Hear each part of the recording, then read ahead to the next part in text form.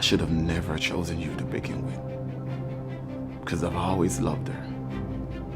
And still do. Jonah, please don't do this. I love you, Jonah, please.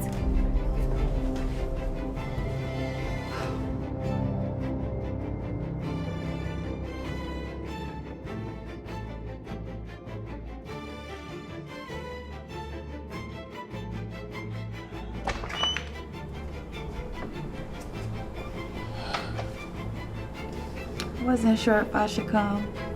I'm not sure where we stand. Well, I'm happy that you came. Come in.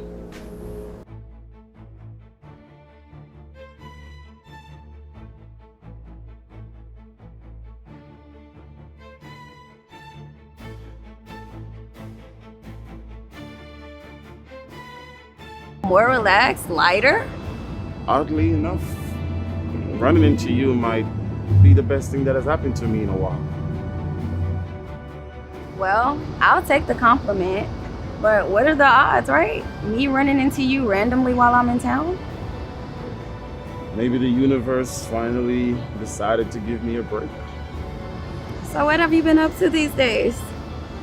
Let me see. Honestly, just working, keeping myself busy, trying to see what life feels like being alone, you know? Well, you're not alone now. You're talking to me. I guess I am. You know what?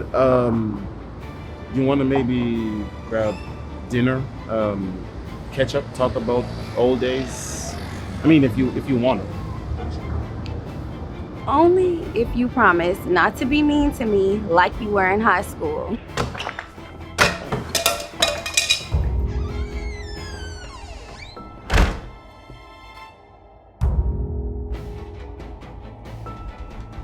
Wow, so you really thought I wouldn't find out? You're seeing my husband behind my back? Hey, Hope, you can't just barge in my house like that.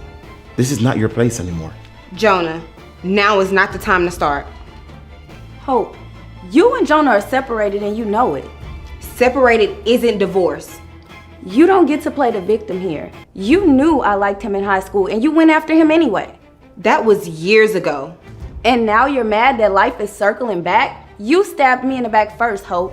I just stopped letting it control my life. Jonah, I'm pregnant. What? I need you. The baby needs you. We can be a family. We can fix this. Oh, this is I don't know what to say. I do. How is this even possible, Jonah, if you haven't been with her in 2 years? Yeah, Jonah. Why don't you tell her what happened? We were at my mother's birthday party, and we had a little bit too much to drink, and things kind of got away. But this was before we started talking, before you got in town. I think I'm gonna be sick. I gotta get out of here. Cassandra, please, Don't let the door hit you on the way out, sweetie. Let's be a family again. There are moments in life when we make mistakes, and these moments when we deliberately create problems and then try to manipulate our way out of them. The difference between the two is accountability. The greatest lesson from this story is that a relationship cannot survive where manipulation is repeatedly used in place of honesty. Marriage requires trust, communication, and responsibility. Nobody enters a marriage knowing that everything will always be perfect. Couples will disagree, they will make mistakes, they will hurt one another, but when problems arise, the healthiest response is to confront them honestly rather than manipulate, deceive, or create situations designed to control the other person. Manipulation can sometimes appear powerful because it produces immediate result. A person may use guilt, emotional pressure, false accusation, or carefully constructed stories to get what they want for a while. It may even seem although the strategy is working, but manipulation has one major weakness. It eventually creates a mountain of lies that becomes impossible to maintain. When trust is broken repeatedly, even the truth begins to sound suspicious. Another important lesson is that separation does not automatically solve the problems that cause the separation. Two people can spend years apart, and if the underlying issue have not been confronted, the consequences can eventually return. Time can create distance, but only honesty and accountability can create healing. There is also a lesson about forgiveness. Forgiveness does not necessarily mean returning to the same relationship or allowing someone to continue hurting you. Sometimes forgiveness means releasing anger and choosing to move forward. A person can forgive someone and still decide that the relationship is no longer healthy enough to continue. That distinction is important. We should never confuse forgiveness with permission.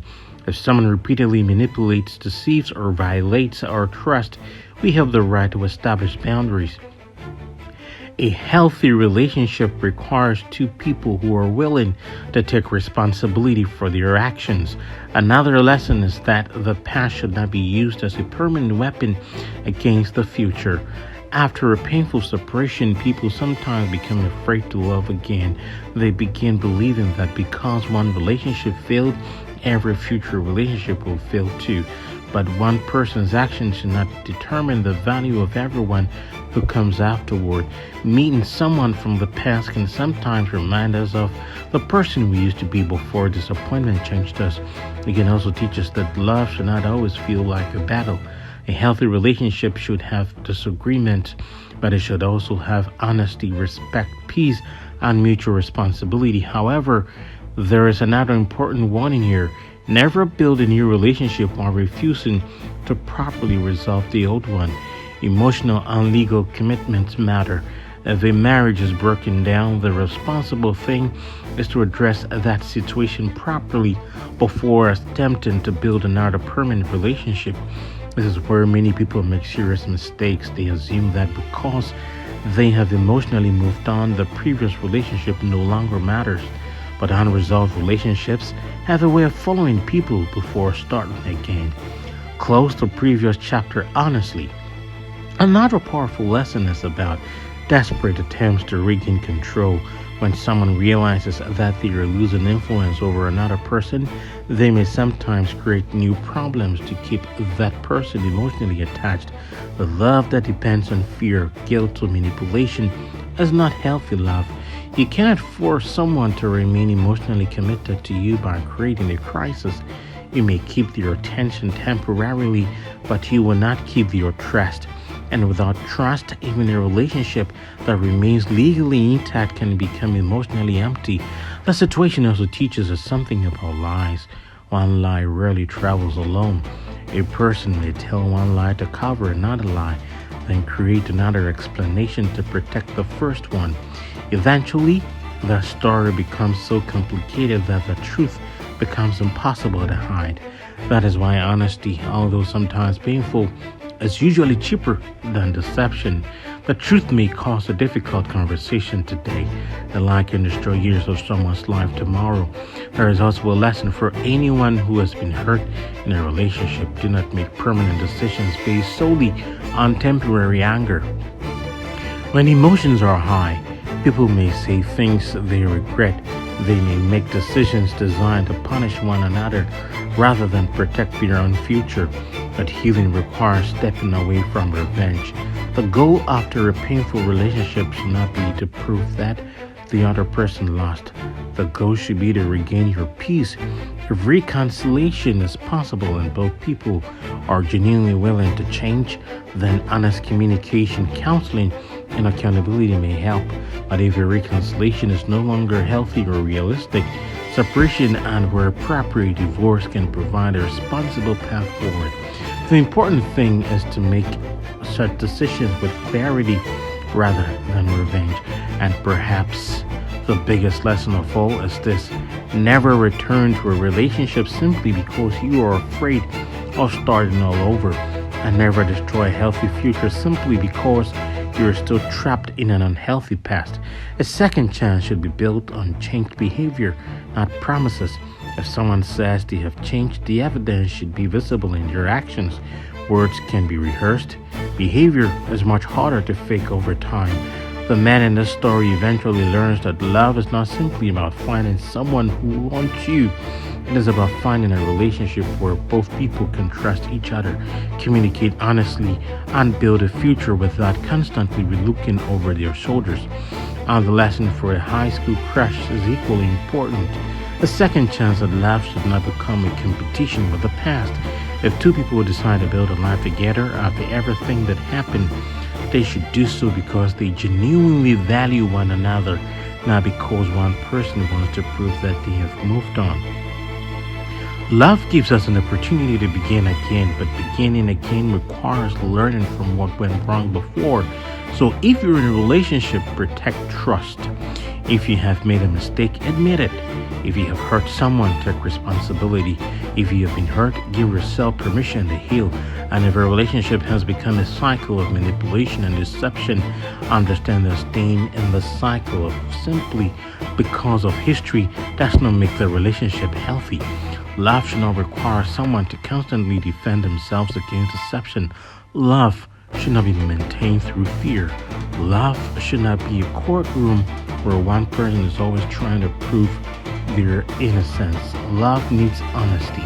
Every lie reaches a dead end, and when the truth finally arrives, what remains is the character we'll build through our choices. Remember to subscribe to our channel, Justice Studios, for more life lesson videos. So folks, this is the lesson from today's video. I will encourage you to subscribe if today is the first time you are watching us. Hit the notification button, comment, like, and share so that others can also get the opportunity to watch what we are doing, and then we can also touch their lives just as we've done yours. See you in our next episode.